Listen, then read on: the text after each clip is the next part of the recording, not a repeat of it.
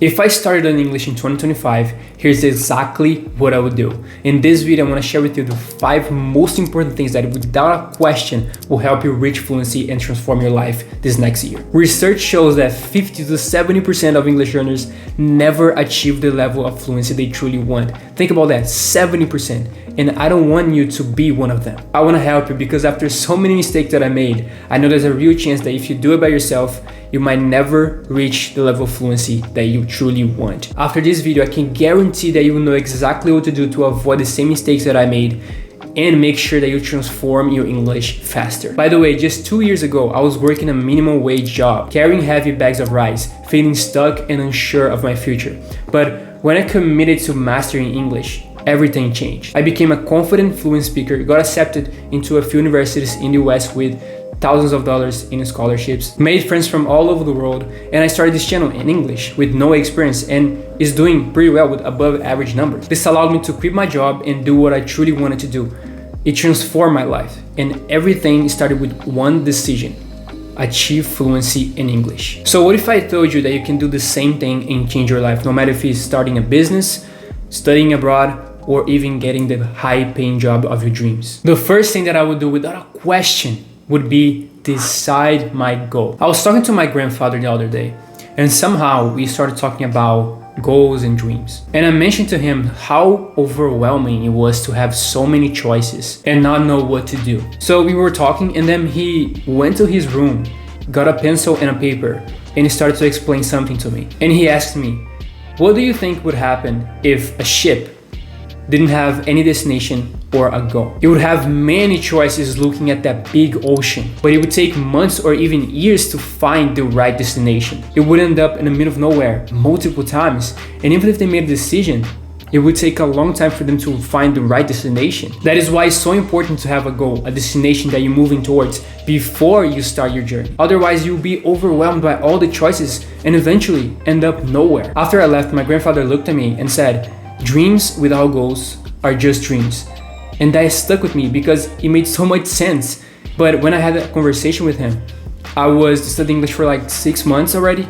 So it took me too long to realize this. So the first thing that I would do is define my goal, my direction. Back on the first day when I started to learn English, I didn't really have a goal. So I was completely lost, and that made me waste a lot of time. 2 months ago, I made a video, I think one of my best ones, and it's gonna be here or here, I think, if you wanna watch it later. I mentioned something that not everybody knows about, but most everyone experiences. But it has to be strong enough to change you, and it's called FTE. FTE stands for, I don't wanna curse here, but F word, this event. It's a pivotal moment in someone's life when they are so fed up with their current circumstances and decide to take drastic action to change their life path. And why I'm saying this and what it has to do with English learner, it's because this moment is so clear and strong that it makes you define your goal very fast. I want you to realize that English is a skill that is going to help you get to your goal faster, but learning English is not your goal.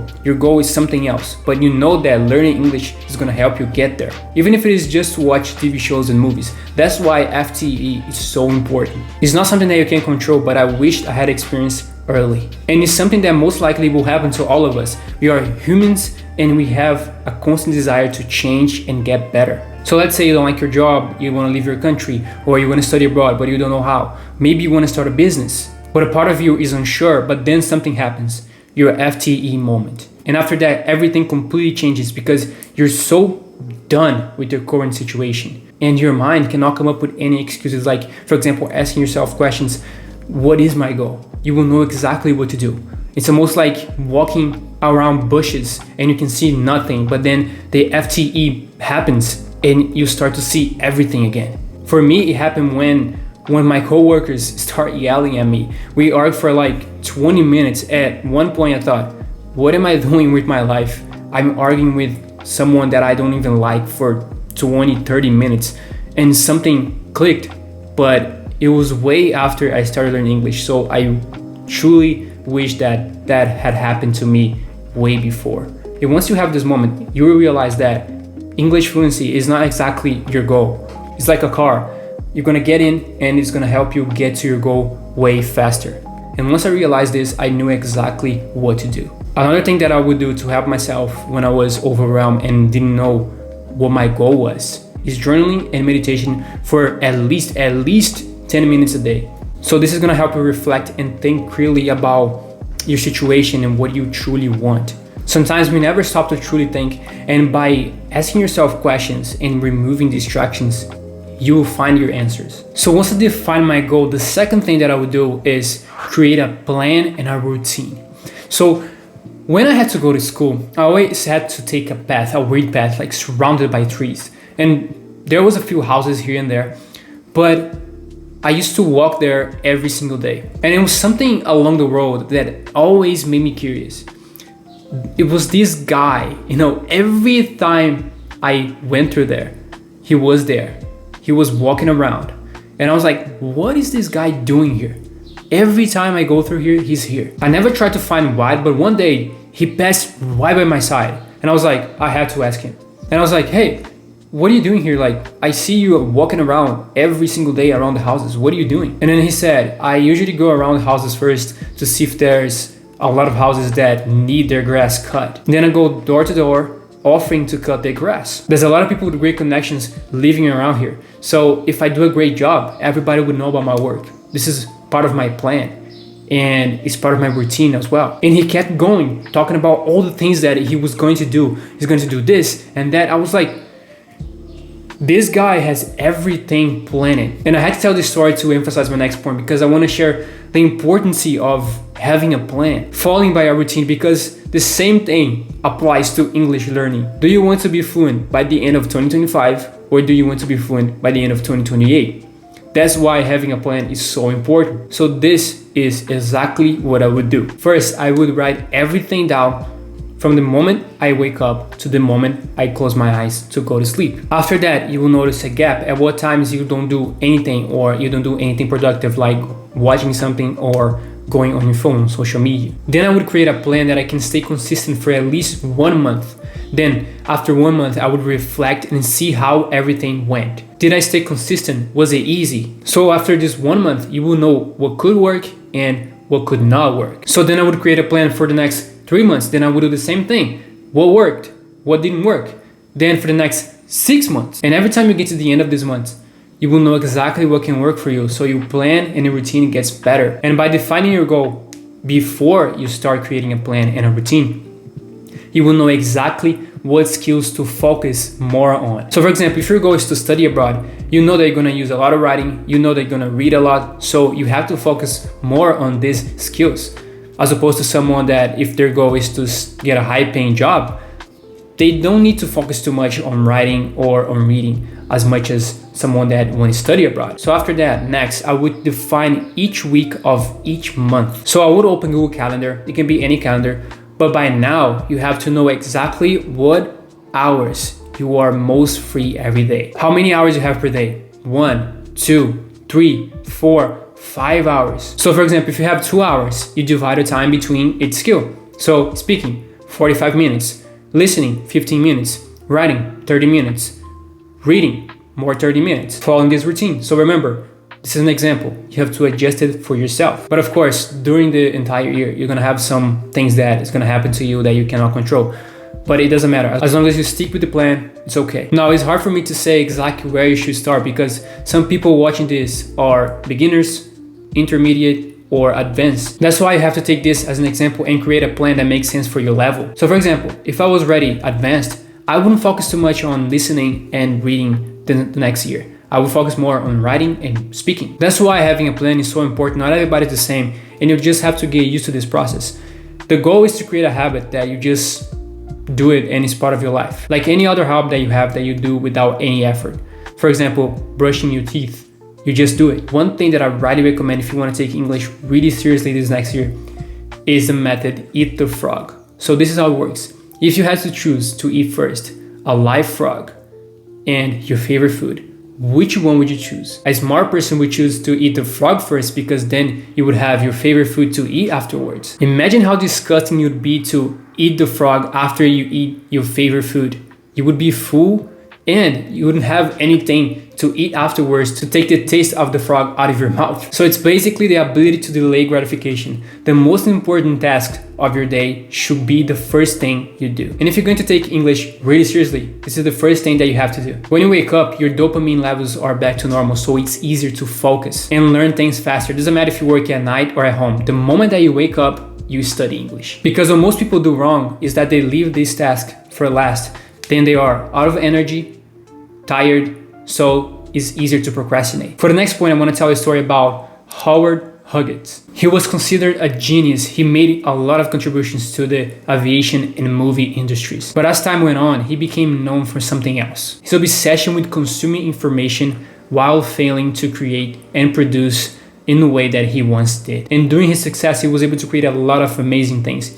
One of the biggest flight machines ever, movies, but something began to shift. He became obsessed with watching TV and movies. He would lock himself in his mansion and spend hours there only consuming. And soon he started to lose touch of his creative side. He stopped creating and completely lost his ability. And by the end of his life, he was so different from the man that created so many amazing things. He gained weight, he became isolated, and he regretted his life decisions. And I want to tell this story because this story makes you reflect about how important it is to have balance. I want you to be aware of the danger of consuming too much. I want you to understand that it's so important for you and from everybody else that you speak and write, even if most of the time it's just for yourself. So after I define my goal and create a plan and a routine, the third thing that I would focus on would be consuming first, but producing more than I consume. There's a quote that I love about this.